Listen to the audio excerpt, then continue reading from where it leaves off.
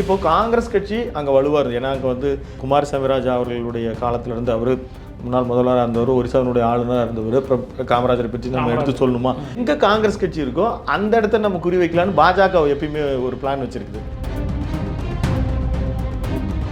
ராஜேந்திர பாலாஜி ராஜபாளையத்தை தேர்ந்தெடுத்து வந்து இங்கே நின்று ஒரு 4000 வாக்குகள் தான் அவருக்கு வித்தியாசம். தினகரன் அவர்களுடைய அந்த வாக்குகள், நாம் தமிழர்களுடைய அங்கே இருக்கிற வாக்குகள் இங்கே இருக்கிறத பொறுத்து மட்டும் என்னென்னா, ஆல்டர்னேட்டிவ் ஏடிஎம்கே டிஎம்கேக்கும் இல்லாத ஆல்டர்னேட்டிவ் ஓட்டெல்லாம் யாருக்கு போச்சு அப்படின்னா, விஜய், தினகரன், ஓபிஎஸ் அப்படின்றவர்கள் சேர்ந்தார்கள் என்றால், இங்கே விருதுநகரில் 7 தொகுதியில் நிச்சயமாக ஒரு 3 தொகுதி விஜய்க்கு. ராஜபாளையத்தில் இன்னைக்கு துணை கொள்கை பரப்பு செயலாளர் இருக்கிற நடிகை கௌதமி அவர்களுடைய ஒர்க் பண்ணிட்டு இருக்கிறதாகவும் அங்கே நம்ம கேள்விப்படுறோம்.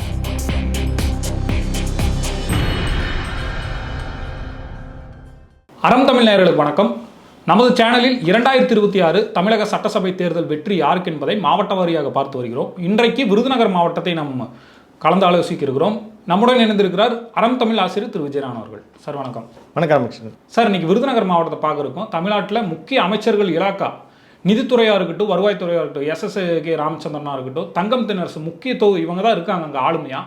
அங்கே இருக்கிற பிரச்சனைகள் என்ன கரெக்டாக கையாளப்பட்டிருக்கா? நீங்கள் போன கள நிலவரம் அங்கே எப்படி இருந்தது? அதாவது இதற்கு முன்னால் நம்ம ராமநாதபுரம் மாவட்டம் ராமநாதபுரம் மாவட்டம் பார்த்துட்டு இங்கே வரும் பொழுதும் அங்கே வந்து முக்கியமாக நான் பார்த்த 2 மாவட்டத்துலேயுமே சேர்ந்து முக்கியமாக பார்க்குறது உயர் சிகிச்சைகளுக்கு ஏதாவது ஒன்று தேவைன்னா, குறிப்பாக இங்கே பட்டாசு தொழிற்சாலைகள் இருக்குது, மருத்துவ சிகிச்சைகள் நிறைய உடனடியாக அவங்களுக்கு கிடைக்க மாட்டேங்குது. எல்லாமே மதுரை ராஜாஜி பொது மருத்துவமனை தான் நம்பி இருக்கிறோம். அது இந்த குள்ளூர் சந்தைன்ற ஒரு இடத்துல, அது அங்கே பேப்பரில் உள்ளூரில் எல்லாம் வந்திருக்குது, பல முறை வந்திருக்குது. அங்கே மருத்துவர்கள் இருக்கிறது இல்லை, இரவு நேரங்களில் போனால் இருக்கிறது இல்லை.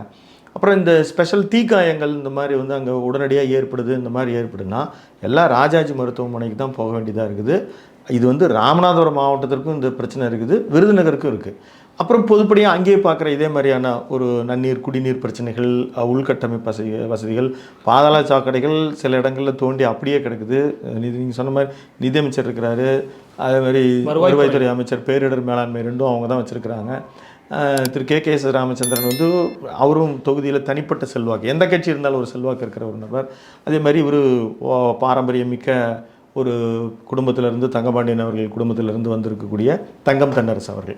இது மாதிரி அங்கே அதே மாதிரி நீங்கள் அதிமுக சைட்லேயும் பார்த்துட்டிங்கன்னா திரு ராஜேந்திர பாலாஜி அவர்களுக்கும் வந்து நல்ல செல்வாக்கு இருக்கிறவர் தான். வைகை செல்வனும் மதுரையெல்லாம் இருந்து அம்மாவினுடைய நன்மதிப்பை பெற்று கட்சியினுடைய இன்றைக்கி செய்தி தொடர்பாளவும் ஒரு இன்டலெக்சுவலாகவும் பார்க்கப்படுகிறவர் தான். ஸோ அப்படி அந்த அதாவது இந்த பக்கம் ஒரு 2 பேர் வலுவாக இருக்காங்க, அந்த பக்கம் 2 பேர் வலுவாக இருக்கிறாங்க. இப்படி இருந்தும் கூட அங்கே இன்னும் உள்கட்டமைப்பு வசதிகள் குறைவாக இருக்கிறதா தான். முக்கியமாக வேலை வாய்ப்புகள் வந்து ரொம்ப இளைஞர்கள் வந்து மைக்ரேட் ஆகி வெளியூருக்கு இருக்கிறாங்க. ஆனால் அங்கெல்லாம் அதே மாதிரி ஒரு ஈரோடு போல் அங்கேயும் வந்து ஒரு பருத்தி உற்பத்தி இருக்குது, ஆயில் நிறுவனம் இருக்குது, இதயம் எல்லாம் அங்கேருந்து தான் வருதுன்னு உங்களுக்கு நல்லா தெரியும். அதே மாதிரி ஐயனாடார் அவங்களுடைய குரூப் வந்து ஒரு குட்டி ஜபான் மாதிரி உருவாக்கி வச்சுருக்கிறாங்க. அங்கே பெரிய பட்டாசு இண்டஸ்ட்ரீஸில் அங்கே குட்டி இதையாக இங்கேருந்து ஆரம்பித்து தீப்பெட்டி தொழிற்சாலை, அதாவது அங்கே இருக்கிற அந்த கோவில்பட்டி வரைக்குமே, இந்த சாத்தூரில் இந்த பகுதியில் எல்லாத்துலேயுமே ஒரு அதிகப்படியான பட்டாசு உற்பத்தி இருக்குது. அவங்களுக்கு இந்த நைட்ரேட்டு தடையாக இருக்கிறது, பசுமை பட்டாசு, இந்த பிரச்சனையும் கூட இருக்குது. அது எங்களுக்கு சரியாக அட்ரஸ் பண்ணல. ஆனால் நிறைய முறை போயிருக்கிறாங்க. இப்போது ஒரு முறை வந்து ராமசீனிவாசன் அவர் கூட நான் கூப்பிட்டு போய் ஒவ்வொரு முறையும் இவங்க தீபாவளி வரும்போதெல்லாம் நாங்கள் வந்து மத்திய அரசை அணுக வேண்டியதாக இருக்குது, மாநில அரசு நீங்கள் கேட்க வேண்டியதாக இருக்குது அப்படின்ற குறைபாடு அவங்ககிட்ட இருக்குது. சார், அங்கே ஒரு 7 தொகுதிகள் இருக்குது. 7லையுமே கிட்டத்தட்ட 1 அதிமுக தவிர 6 தொகுதிகள் வந்து கூட்டணி மதிமுக காங்கிரஸோட திமுக ஜெயிச்சிருக்கு. ஒரு தனி தொகுதி இருக்குது. அங்கே வந்து வெற்றி வாய்ப்பு யாருக்கு பிரகாசமாக இருக்குது? அப்படி நம்ம பார்ப்பது முன்னால் கடந்த 2024 முதல்ல தேர்தல் பார்க்கலாம். அங்கே வந்து இப்போ மாணிக் தாக்கூர் எம்பியாக இருக்கிறாரு. அதில் வந்து அங்கே பார்த்திங்கன்னா விருதுநகர், சிவகாசி, சாத்தூர் இது 3மே, அருப்புக்கோட்டை இது எல்லாமே வந்து விருதுநகர் தொகுதியில் வரும். ஆனால் எம்பி தொகுதி பார்க்கும்போது திருமங்கலமும் திருப்பரங்குன்றமும் விருதுநகர் தொகுதியில் வரும். அந்த தொகுதியில் இருக்க ஸ்பெஷாலிட்டியை நம்ம அந்த மாவட்டத்தை பார்க்கும்போது நம்ம பேசுவோம். அதே மாதிரி ஸ்ரீவில்லிபுத்தூர், திருச்சுழி இது 2ம் இங்கே விருதுநகர் மாவட்டம், அதாவது அந்த விருதுநகர் வருவாய் மாவட்டங்களில் 7 தொகுதிகள், 1 வந்து தனி தொகுதியாக இருக்குது. இதில் வந்து விருதுநகர், அருப்புக்கோட்டை, திருச்சுழி, ராஜபாளையம், சிவகாசி, சாத்தூர், ஸ்ரீவில்லிபுத்தூர். ஸ்ரீவில்லிபுத்தூரும் அவர்கள் வந்து கூட்டணி கட்சிகள் கொடுக்கப்பட்டு அது காங்கிரஸ் கட்சி நின்றதுனால அந்த வெற்றி வந்து அவர்களுக்கு கிட்டியிருக்கு. இப்போ நாம் கடந்த காலங்களில் பார்த்திங்கன்னா விருதுநகரில் இப்போ ஏஆர்ஆர் சீனிவாசன் திமுகவில் செல்வாக்கு மிக்கவராக இருந்திருக்கிறார். அங்கே வந்து பாஜக பெற்றிருக்குது. இப்போது காங்கிரஸ் கட்சி அங்கே வலுவாருது. ஏன்னா அங்கே வந்து கடந்த காலத்தில் குமாரசாமி ராஜா அவர்களுடைய காலத்தில் இருந்து அவர் முன்னாள் முதல்வராக இருந்தவர், ஒரிசாவினுடைய ஆளுநராக இருந்தவர். அப்புறம் காமராஜரை பற்றி நம்ம எடுத்து சொல்லணுமா, அந்த அளவுக்கு காங்கிரஸ் கட்சியினுடைய வலுவாக இருந்த இடம். ஆனால் இன்றைக்கி வந்து அந்த இடத்துல காங்கிரஸ் கட்சி பெரும்பாலும் கேட்டு பெறுவது இல்லை. அந்த எங்கே காங்கிரஸ் கட்சி இருக்கோ அந்த இடத்த நம்ம குறி வைக்கலான்னு பாஜக எப்பயுமே ஒரு பிளான் வச்சுருக்குது. அதாவது அங்கிருந்து அப்படியே நேரெதிர் முகாமை வந்து போட்டியிடுறதுக்கு வசதியாக இருக்கணும். அதில் வந்து பாண்டுரங்கன் போட்டிட்டார், அவர் 51,000 வாக்குகளை பெற்றார். அங்கே அந்த முக்குளத்தோர் வாக்குகளும் நாடார் வாக்குகளும் அது வந்து முக்கிய ஒரு சக்தியாக இருக்கிறனால அங்கே வந்து நாம் தமிழர் கொடுத்த 14,000 வாக்குகள், அமமுக ஒரு 10,000 வாக்குகள் பெற்றிருக்கு. அப்புறம் ஸ்ரீவில்லிபுத்தூர் வந்து காங்கிரஸுக்கு கொடுத்துருந்தாங்க. காங்கிரஸினுடைய அந்த ஒரு தொகுதியில் ஒரு ஒர்க்கிங் எதிர்த்து தான் மான்ராஜ் வந்து இப்போ எம்எல்ஏவாக இருக்கார். அவர் ஒரு 70,000 வாக்குகளை பெறார். மக்கள் நீதி மையம் அந்த இடத்துல ஒரு குறிப்பிடத்தகுந்த வாக்கை பெற்றிருக்கிறது. 16,000 வாக்குகள் குருவையான்னு ஒருத்தர் வந்து பெற்றிருந்தார் ஸ்ரீவில்லிபுத்தூர் தனி தொகுதியில். சாத்தூர் வந்து ஏஆர்ஆர் ரகுராமன் சொல்லி அவர் நல்ல இன்றைக்கும் செல்வாக்காக இருக்கிறார். மீண்டுமே ஒரு சீட்டுகளை எல்லாம் பெறுவதற்கு வாய்ப்பு இருக்குது. ஒரு 74,000 வாக்குகளை பெறுறார். ஆர்கே ரவிச்சந்திரன் அதிமுக ஒருத்தர் பெறுகிறார். இங்கே இந்த இடத்துல எப்படி அங்கே நம்ம வந்து ஸ்ரீவில்லிபுத்தூரில் ஒரு மக்கள் நீதி மையம் அந்த இடத்துல வந்து ஒரு குருவையன் ஒரு சக்தி வாய்ந்த வேட்பாளர் இருந்தாரோ அப்போ மேபி இப்போ இது வந்து திமுகவுக்கு அந்த வாக்கு போயிடும், அவ்வளவும் போகுமா இல்லை ஒரு 10,000 வாக்குகளை பெறலாம் அப்படின்னு நினைக்கலாம். இங்கே வந்து அமமுக 32,000 வாக்குகளை எம்எஸ்ஆர் ராஜவர்மன் ஒருத்தர் பெறுகிறார். 32,000 ஓட்டுன்றது இப்போ நீங்கள் கூட்டினீங்கன்னா இந்த ரகுராமனுக்கு வந்து பெரிய சேலஞ்சு தான்.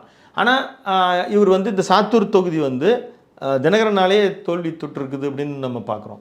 இப்போது அதுக்கடுத்து அருப்புக்கோட்டை வந்து கே.கே.எஸ். ராமச்சந்திரன், வைகை செல்வன் 2 பேருமே ரொம்ப பலம் வாய்ந்த கேண்டிடேட். இப்போ அதிமுக ஆண்டு இருந்த ஒரு இதனாலையும் உட்கட்சி பூசல் கொஞ்சம் காரணத்தினாலையும் ஒரு திரு வைகை செல்வன் அவர்கள் கே.கே.எஸ். ராமச்சந்திரன் வழக்கு இருக்குது தானே கே.கே.எஸ். அவர் மீதும் வழக்கு இருக்குது. வருவாய் சொத்து குவிப்பு வழக்கு இருக்குது. அவர் 91,000 வாக்குகளை பெற்றிருக்கிறார்.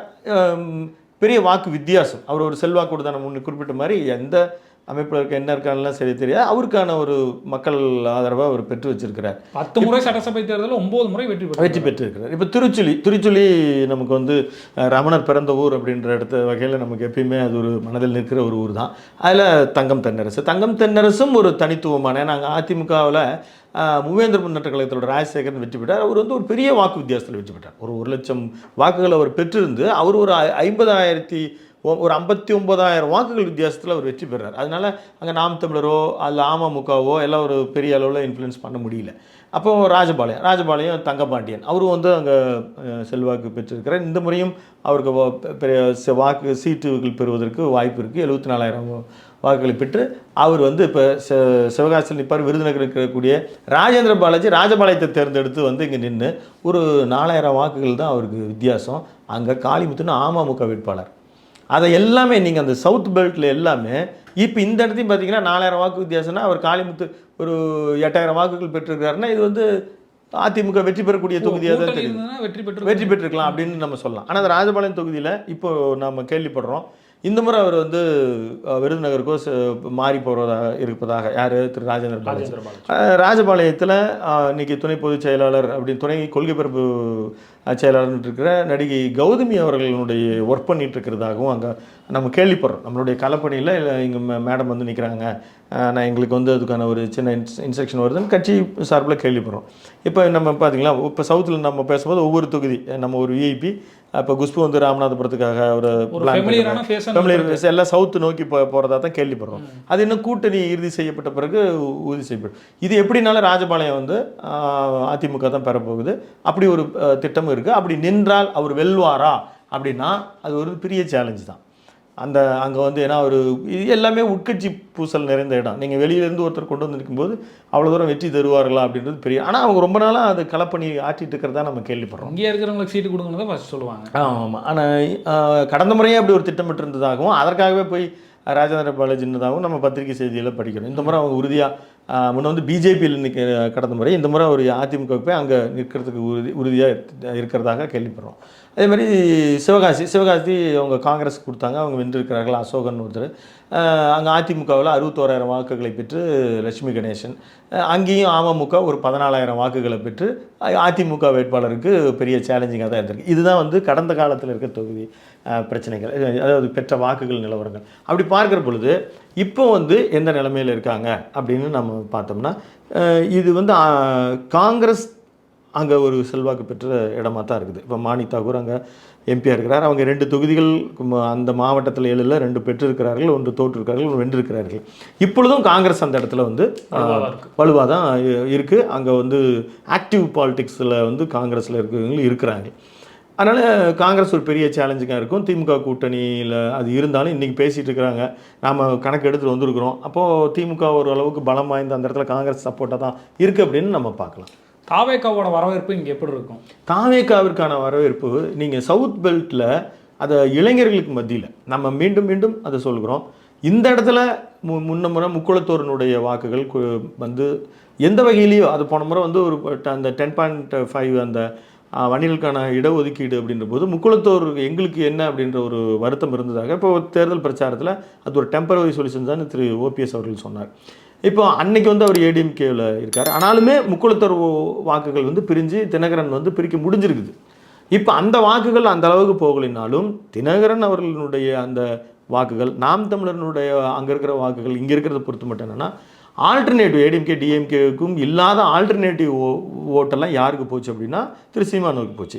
இந்த முறை அது விஜய் அவர்களுக்கு செல்வதற்கு நிறைய வாய்ப்புகள் இருக்குது. அவ்வளோதானே இருக்கும்போது இந்த 7 தொகுதியில் ஏதாவது ஒரு குறிப்பிட்ட தொகுதியில் விஜய் வெல்வார் அப்படின்னு இன்றைய கலை நிலவரம் இல்லை. இப்போ வரைக்கும் நம்ம தென் மாநிலங்கள் பாட்டு வரோம், அமமுகவும் விஜய் சேர்ந்தா ஒரு மிகப்பெரிய பர்சன்டேஜ் ஜாஸ்தியாகுன்னு சொல்லலாம். நிச்சயமா இந்த இடத்துல நீங்கள் பொறுத்த மட்டும் விஜயும் தினகரனும் சேர்கிற பொழுது நீங்கள் இந்த கூட்டணி கணக்கிட்ட விஜய் தினகரன் ஓபிஎஸ் அப்படின்றவர்கள் சேர்ந்தார்கள் என்றால் இங்கே விருதுநகரில் 7 தொகுதியில் நிச்சயமாக ஒரு 3 தொகுதி விஜய்க்கு தான், விஜய் பக்கம் தான் சேரும். நிச்சயமாக அது கூட்டணி கணக்குகள் வச்சு மாறும்.